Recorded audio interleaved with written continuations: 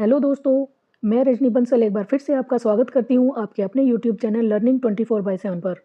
दोस्तों, RPSC first grade updated English के निःशुल्क कोर्स की कड़ी में आज मैं आपकी डिमांड पर आपके समक्ष लेकर आई हूँ गिरीश कर्नाड का प्ले तुगलक। दोस्तों, इस प्ले के शॉर्ट नोट्स मैं इस वीडियो के डिस्क्रिप्शन बॉक्स में डाल दूँगी। आप वहाँ से इसका प्रिंट आउट निकाल कर इस प्ले से संबंधित वीडियोज़ को सुने और जो भी एक्स्ट्रा इन्फॉर्मेशन मैं आपको देती जाऊँगी वो आप अपने नोट्स में ही इंक्लूड करते जाइए, वहीं लिखते जाइए। तो आइए देर ना करते हुए चलते हैं तुगलक पर। दोस्तों, तुगलक का शासनकाल 1325 से 1351 के बीच रहा है। तुगलक एक बहुत ही सनकी व्यक्ति था। जब आप तुगलक के बारे में अलग अलग राइटर्स के विचार जानेंगे तो कोई उसको बहुत अच्छा शरीफ इंसान मानता है, कोई उसको बहुत चालाक समझता है। हालांकि वो चालाक तो बहुत था, लेकिन उसकी कुछ एक नीतियाँ ऐसी रही जो उसके खिलाफ चली गई। कुछ डिसीजंस उसने ऐसे लिए जिससे सारी जनता हिंदू और मुस्लिम उसके खिलाफ हो गई। यह प्ले इसलिए भी महत्वपूर्ण बन जाता है कि गिरीश कर्नाड ने यह प्ले 1964 में लिखा था और उस दौरान राजनीति में हमारे प्रधानमंत्री जी के द्वारा जो निर्णय लिए गए उनमें से कुछ एक निर्णय गलत साबित हुए। इसलिए यह प्ले तुगलक और 1960 के दशक की राजनीतिक घटनाओं का तुलनात्मक विवेचन भी करती है।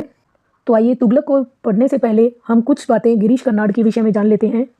दोस्तों, गिरीश कर्नाड का जन्म 1938 में और डेथ 2019 में हुई थी। वह एक एक्टर थे। उन्होंने बहुत सी मूवीज़ और सीरियल्स में काम किया, डायरेक्टर और प्ले राइट थे। दोस्तों, जो भी प्लेज उन्होंने लिखे हैं उनमें तुगलक सबसे अधिक फेमस रहा। तुगलक 1964 में लिखा गया उनका सेकंड प्ले था। उनका फर्स्ट प्ले ययाति था और इसके बाद उन्होंने 1971 में हयवदन लिखा। ये सभी प्लेज पहले कन्नड़ लैंग्वेज में लिखे गए थे और बाद में इन्हें इंग्लिश में ट्रांसलेट किया गया। दोस्तों, तुगलक का एक हिस्टोरिकल बैकग्राउंड भी है, इसलिए इसे हिस्टोरिकल प्ले कहेंगे। तुगलक प्ले से हमें उस काल की राजनीतिक घटनाओं के विषय में पता चलता है, इसलिए यह एक हिस्टोरिकल प्ले है। दोस्तों, यह एक पॉलिटिकल एलिगरी भी है, क्योंकि उस टाइम भारत में जो घटनाएं घट रही थी वो बहुत से मायनों में गिरीश कर्नाड के लिखे प्ले तुगलक के समकालीन घटनाओं से समानता रखती हैं। हमारे प्रधानमंत्री जी ने कौन कौन से निर्णय लिए जो गलत साबित हुए, उनके विषय में हम लोग अभी चर्चा नहीं करेंगे, क्योंकि उनके विषय में आपसे प्रश्न भी नहीं पूछा जाएगा। आइए चलते हैं थोड़ा सा प्ले की इंट्रोडक्शन पर। दोस्तों, यह प्ले 1964 में कन्नड़ भाषा में पब्लिश हुआ था। यह गिरीश कर्नाड का सेकंड प्ले है। इसे 1965 में कन्नड़ भाषा में स्टेज पर परफॉर्म किया गया था और शीघ्र ही नेशनल स्कूल ऑफ ड्रामा ने इसे हिंदी में भी स्टेज किया। यह प्ले बहुत जल्दी लोकप्रिय हो गया क्योंकि इसकी जो पॉलिटिकल और फिलोसॉफिकल डेप्थ थी वह बहुत अधिक थी। पॉलिटिकल डेप्थ का मतलब यह है कि यह प्ले एक पॉलिटिकल एलिगरी है। एलिगरी का मतलब होता है जब हम किसी एक शख्स की बात करते हैं और हमारा इशारा किसी दूसरे शख्स की तरफ होता है। जैसे इस प्ले में गिरीश कर्नाड तुगलक की बात करते हैं और उनका इशारा प्रधानमंत्री जवाहरलाल नेहरू की तरफ है। दोस्तों, यह गिरीश कर्नाड का, जैसा कि मैं पहले बता चुकी हूँ, दूसरा प्ले है। उनका फर्स्ट प्ले ययाति था। The play quickly became famous. यह प्ले अपनी राजनीतिक और फिलोसॉफिकल डेप्थ के कारण बहुत जल्दी फेमस हो गया। राजनीतिक डेप्थ इसलिए क्योंकि उस समय की राजनीतिक घटनाओं के ऊपर तुगलक प्ले के माध्यम से कटाक्ष किया गया है, और फिलोसॉफिकल डेप्थ इसलिए क्योंकि इसमें तुगलक की संपूर्ण विचारधारा, उसकी मानसिकता को बताया गया है कि उसने जो निर्णय लिए उनके पीछे उसकी क्या भावना रही, क्या उसकी योजनाएं थी और वह किस तरीके से सोचता था। बाद में इस प्ले को बंगाली और मराठी में भी परफॉर्म किया गया। दोस्तों, एक इंडियन फिल्म मेकर, दोस्तों यहाँ इंडिया की बजाय इंडियन आएगा, आप इसमें ए के बाद एन लगा लेना।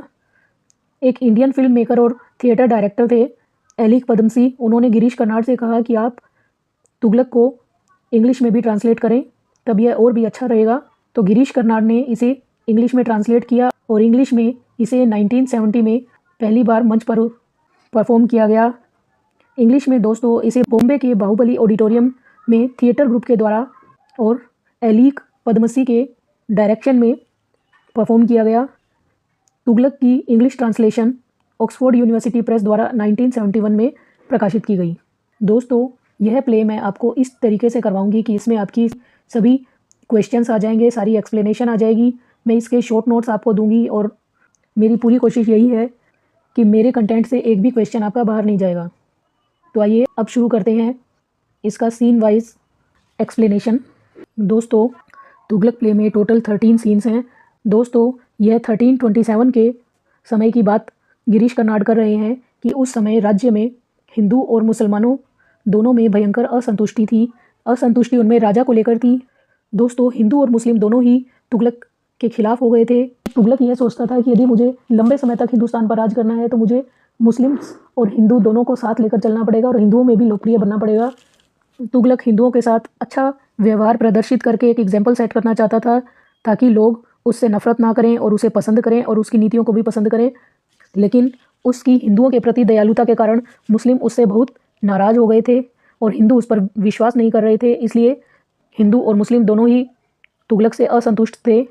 दोस्तों इसके बाद एक दिन विष्णु प्रसाद नाम का ब्राह्मण तुगलक के खिलाफ केस कर देता है कि आपके कर्मचारियों ने मेरी ज़मीन हथिया ली है। तो इस पर हिंदुओं में अच्छा राजा बनने की चाहत में तुगलक विष्णु प्रसाद को 500 चांदी के सिक्के और अपने दरबार में एक जॉब ऑफर कर देता है। दोस्तों यह विष्णु प्रसाद कौन था इसके विषय में मैं आपको बाद में बताऊंगी। और इसके तुरंत बाद तुगलक यह घोषणा करवा देता है कि अब मैं अपनी राजधानी को दिल्ली से दौलताबाद शिफ्ट करूंगा। इसके पीछे वह कुछ कारण भी बताता है, जैसे दिल्ली के ऊपर आक्रमण होते रहते थे और दौलताबाद क्योंकि साउथ में है तो वहाँ पे मंगोलाइट्स का आक्रमण होने की संभावना नहीं है। इसके अलावा जो दौलताबाद है वह हिंदू बहुल एरिया है, तो हिंदू बहुल एरिया में राज करने से हिंदू उससे अधिक प्रभावित होंगे। लेकिन दोस्तों उसका यह निर्णय बहुत गलत साबित हुआ। राजधानी को शिफ्ट करना कोई छोटी बात नहीं थी और इतनी दूरी का रास्ता तय करने में लोग बहुत परेशान हो गए, बहुत से लोग मर गए, राज्य में गरीबी और भूखमरी फैल गई। और जो उसका राजधानी बदलने का आइडिया था लोगों ने इसे पागलपन करार दिया और उन्होंने यह भी कहा कि यह सुल्तान तो वही है जिसने अपने पिता और भाई को मारा है। Anti sultan attitude of Sheikh Imamuddin. दोस्तों शेख इमामुद्दीन एक धार्मिक नेता था जो सुल्तान तुगलक के बहुत खिलाफ था और इसलिए वह अक्सर ही सुल्तान और उसकी नीतियों की आलोचना किया करता था। तुगलक भी इससे परेशान था, मन ही मन वह भी इसे रास्ते से हटाना चाहता था। आइए चलते हैं इसके सेकंड सीन पर। दोस्तों सेकंड सीन में तुगलक अपनी स्टेप मदर यानी सौतेली माँ से पूछता है कि क्या आपको भी यही लगता है कि मैंने अपने पिता और भाई का कत्ल किया है। बहुत से लोग सुल्तान की माँ को काइंड कहेंगे, दयालु कहेंगे, लेकिन मैंने जिस डेप्थ के साथ इस प्ले को पढ़ा है दोस्तों वह एक बहुत ही प्रैक्टिकल लेडी थी, क्योंकि अब उसके हस्बैंड और बेटा नहीं रहे हैं और उसको रहना भी सुल्तान के पास ही पड़ेगा और तुगलक अब सुल्तान बन गया है तो उसे सुल्तान की बात भी माननी पड़ेगी और वह उसकी बुराई भी नहीं कर सकती। तो इसलिए वह कहती है कि मैं इस विषय में कुछ नहीं जानती, इस बात के ऊपर डिस्कशन करने का क्या फ़ायदा है, तुम तो ऐन उल मुल्क के साथ अपने रिश्ते और अच्छे बनाओ। ऐन उल मुल्क तुगलक का दोस्त था, वे बहुत लंबे समय से दोस्त थे, लेकिन तुगलक की कुछ एक डिसीजंस ऐसे थे, कुछ एक नीतियाँ ऐसी थी जिसकी वजह से ऐन उल मुल्क अब उसका दुश्मन बन गया है और वह उसकी ओर 30,000 सैनिक लेकर बढ़ रहा है। इसलिए तुगलक की स्टेप मदर कहती है, दोस्तों इस स्टेप मदर का नाम इस प्ले में कहीं नहीं दिया गया तो हम भी इसे स्टेप मदर ही कहेंगे। तो स्टेप मदर कहती है कि जो आक्रमण तुम्हारा पुराना दोस्त ऐन उल मुल्क तुम पे करने वाला है पहले उसका निपटारा करो।